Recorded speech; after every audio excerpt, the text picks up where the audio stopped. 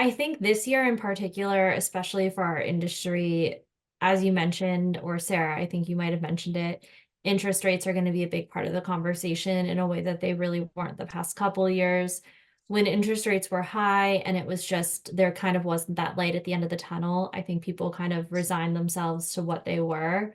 As we started to move into 2024 and we started to have conversations around interest rates getting reduced, there were a lot of people that held off on making big purchases, waiting for that to happen.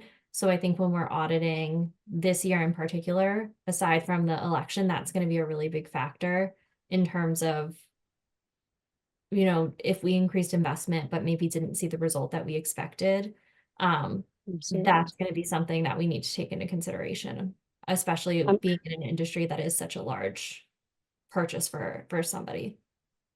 I'm going to stick with you as we're talking about audits and paid search, but I love when you talk about negative keywords and why they're important. Can you educate our audience on why we need to be thinking about negative keywords? Yeah, of course. I mean, this is something that really is paid search 101. However, even in 2024, it is something that when I audit, I see it all the time. And that is not setting up negative keywords in a way that's going to work well and save you money. The amount of times that am talking to somebody and they say, well, we don't bid on our brand name because we don't want to cannibalize our organic traffic. So that's definitely not happening, and I Google their brand name and the first thing that comes up is an ad. I mean, I would be a rich woman if anyone gave me $1 every time that happens. So really, I cannot emphasize enough the amount of money you can save by having a clean negative keyword list, really making sure that you're setting yourself up to understand where your money is going from a paid search perspective and that you're showing up on quality searches. Google more and more is playing really fast and loose with query matching.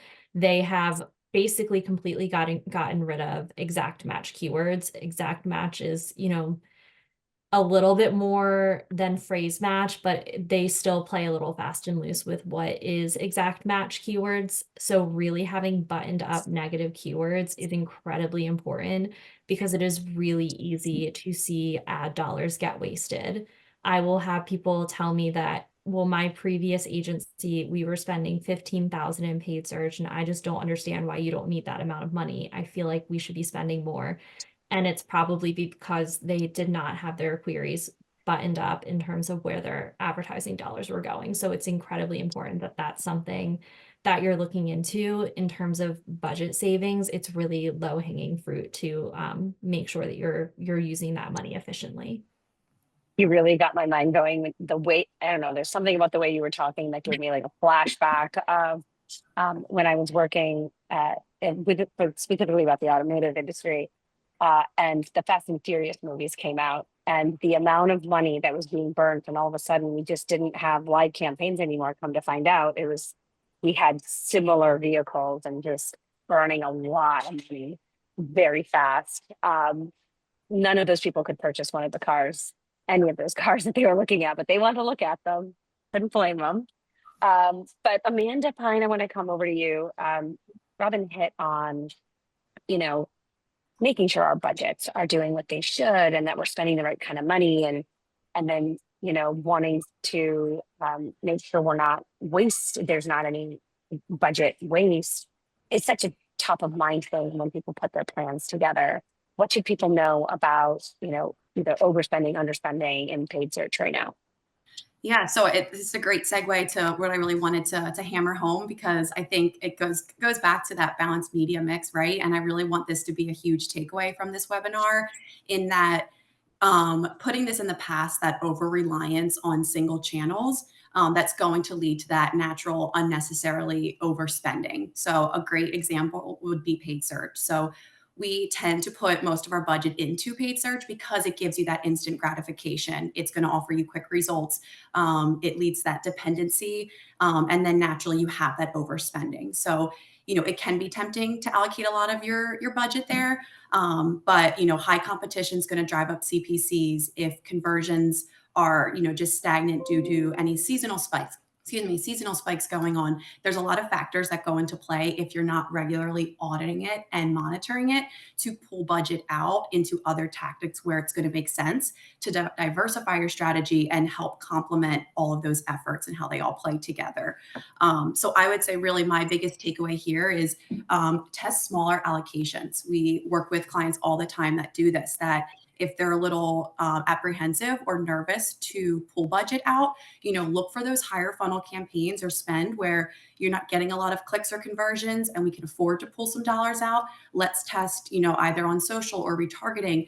And again, set those KPIs so that you can accurately measure it and then really kind of build that full picture for you that's going to drive long-term results.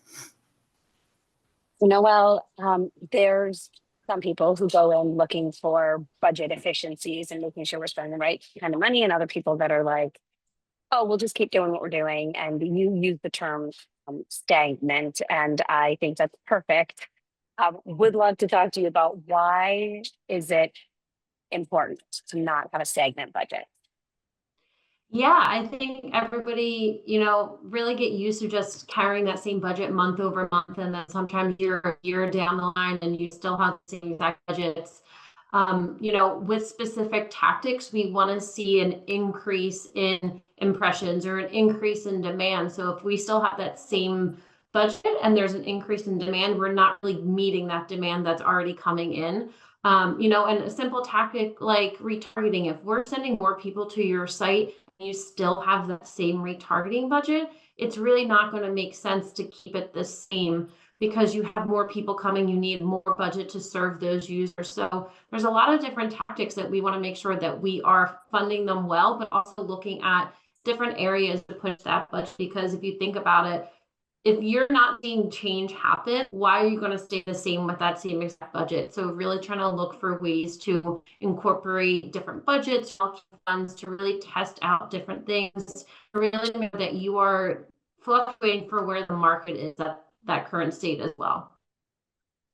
I think especially for industries that may be more seasonal, like thinking through, obviously we're coming up on the holiday season and Black Friday and things of that nature, like how are you adjusting your budget based around your key selling seasons? When we talk about a balanced media mix, in a theoretical sense, we should be increasing our awareness budget leading up to some sort of sales event or something of that nature, and then increase performance because more people will be searching or interested in that sales event. And then kind of throughout that, also increasing our retention efforts because people are probably going to abandon carts and we want to stay in front of them and kind of more on like a CPG type industry, but stay in front and across whether it's social or display or all myriad of types of remarketing channels to ensure that we're, closing on that sale and taking advantage of that.